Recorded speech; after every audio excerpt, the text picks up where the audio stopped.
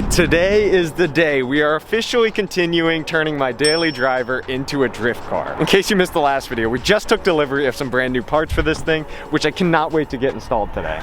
When I was recording this intro, I left out one major caveat. I have absolutely zero idea what I'm doing. I've never worked on cars in my entire life, but I've always wanted to learn. And I figured the best way to do that is getting actual hands-on experience while building my first ever drift car. So yeah, this is gonna be fun. All right, back to the video. But before we start tearing everything apart, we do want to test it on the stock suspension before we test it out on the new suspension. So that means we gotta have some fun in the barnyard.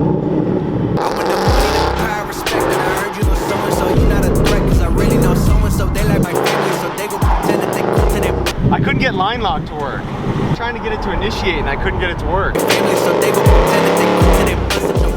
While I get this thing pulled into the shop, let me tell you guys a little bit about Shift Culture. Shift Culture is a community-driven brand where they do a mix of a performance shop where they can do wraps, wide body kits like Liberty Walk, alongside hosting some of the most amazing car events on the Treasure Coast of Florida. On top of that, they're a big supporter of other car events across the entire country. They have been gracious enough to allow me to use their shop this week during this entire process. I highly recommend you guys go check out their socials and their website, which are linked at the top of my description. But anyways, let's get started.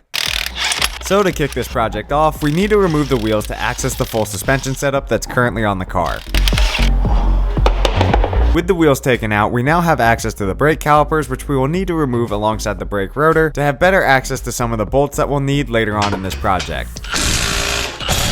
But once we removed the calipers, we ran into our first issue of today. They said after the caliper comes off, it should just pop right off, but you may need to hit it with a hammer a few times. I've hit it with a hammer a few times and it ain't popping off. I feel like I'm doing one of those Bob Ross painting videos where it's like step 1 is this and then step 2 is like the painting's done. I am so fucking stupid. I've been sitting here banging this rotor and I realized that the spacer is the one holding the rotor onto the thing. Yeah, that wasn't my brightest moment. After figuring out that I'm just an idiot, we decided to try and get the spacer off, and we had some further trouble of trying to remove that. But with a few screwdrivers and banging it with a hammer a few times, we were able to pop the spacer right on off. All right, so after that absolute disaster of trying to get this rotor off, we are now going to try and remove the sway bar end link up top. I think that's right according to the video. Let's try and do that. Now with the sway bar end link removed, it was time to face our biggest challenge yet of removing the locking bolts from the actual strut. So unfortunately, the main problem I'm running into is these two bolts aren't coming out, which they told me whale them with a hammer a bunch of times, which I've been doing and have made zero progress. Which we later discovered that the bolt was being pinched by the actual shock onto the steering knuckle. So we came up with a creative method of using a floor jack alongside a block of wood to compress the shock, hoping to give us enough wiggle room to knock it out. Which clearly this wasn't working. So we decided to sit down and have a conversation about what could possibly be going on with this thing, and to no one's surprise, we couldn't figure out a proper solution quite yet. But lucky for us, Dave, the creator of Shift Culture, came back to the shop with the F8 Novatech, which definitely cheered us up a little bit. On the bolt.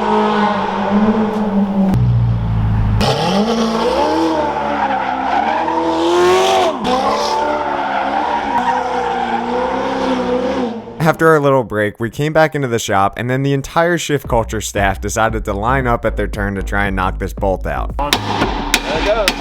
Oh! Let's go. Look, that's what was keeping it in. So this probably didn't even have anything to do with it. It was all that. It was probably bound in there. There we go. There you go, mister. Out with the old, and then now we got to replace it with those. Lots of editing coming up. Yep. It's gonna be a long night. Once we got the first shock removed, we oiled up the second set of bolts, and that came out so much easier. Was that the other bolt? I think so. I hope so. Now we have the last shock of the front suspension that we'll need to replace first thing tomorrow. 2 more years. 2 more years. Along with the rear shocks, and it might take 2 more years. So we headed home for the night to get some rest so we could get there bright and early the next morning to try and get this project done.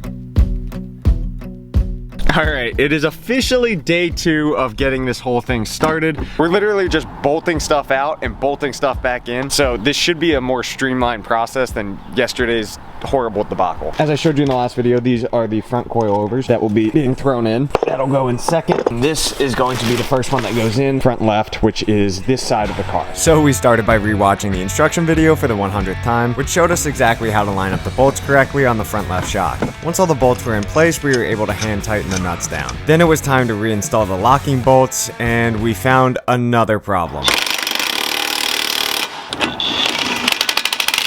I don't see any cross-threading. Is there anything in this? We ended up discovering that the nuts were so damaged from us hammering at them that they could not be screwed back onto the bolt. So I took a quick drive down to the hardware store to pick up some new nuts, and they went on a lot smoother. And once those were bolted in, we attached the new sway bar end link and then repeated the process on the other side. Then we finally bolted in the top of the coilover to the correct torque spec. And just like that, the front suspension was now complete and it was time to move on to the rear, which turns out is not the easiest part of the project. Shouldn't be that bad. The video was 20 minutes, so you could do it in 20 minutes. The guy said if you get delayed, max 2.5 hours. So the first few steps of removing the rear suspension system is undoing the sway bar links and then removing the shocks along both sides. And once that's complete, we move on to the more difficult part of this whole process, which is dropping the rear subframe just so we can get the springs out. All right, so this segment I'm a little bit nervous about just because I don't exactly know what's going on with this whole process. According to the video, we're supposed to tag 2 bolts up here, but we're not supposed to fully undo them. I genuinely don't know how much is too much for lowering this, so I'm gonna only do it to there, because he said not to fully unbolt it.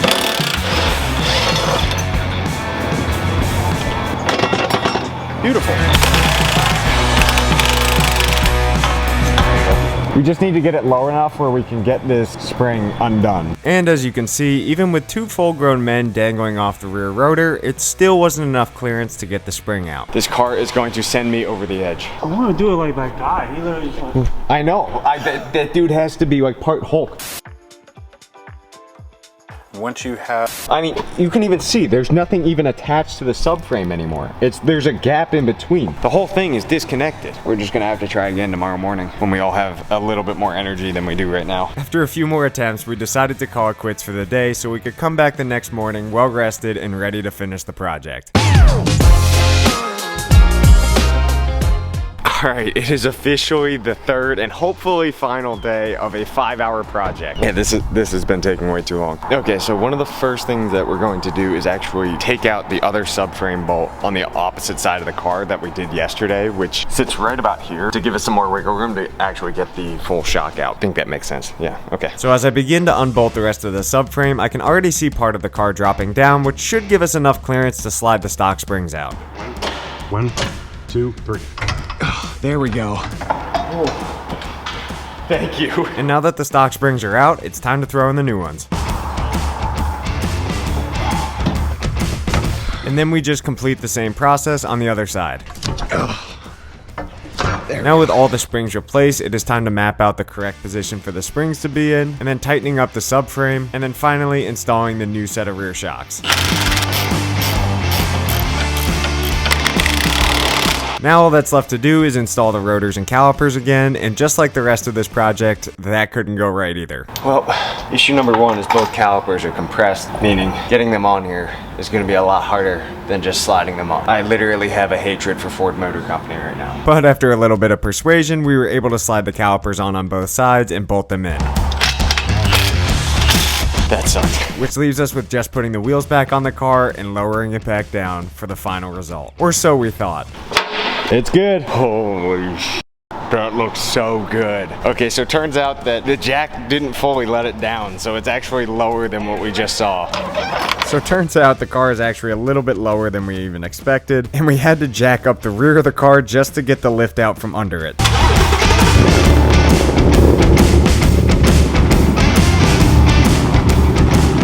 And when everything seemed to be perfect, we discovered another minor issue, that both the front wheels had very different camber. Yeah, because that side looks way better than this side. Something's off. Meaning on one side, the top of the wheel was facing inward, and on the other side, the top of the wheel was facing outward. But that didn't seem like a big deal as the car needed to be aligned anyways, but on the way to the alignment shop, we discovered yet another issue. Okay, so the problem I'm running into right now is the worst metal on metal noise. So we're having it professionally looked at when we get to Acura. It's only 5 miles down the road, so we just gotta be extraordinarily careful.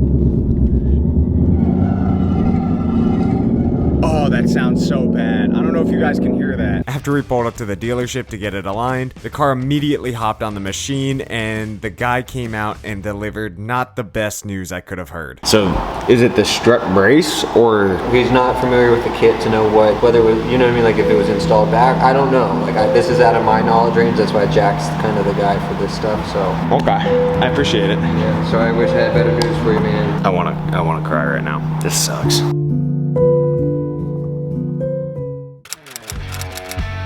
Which can be a good sign in some senses, meaning that I might have just installed these incorrectly.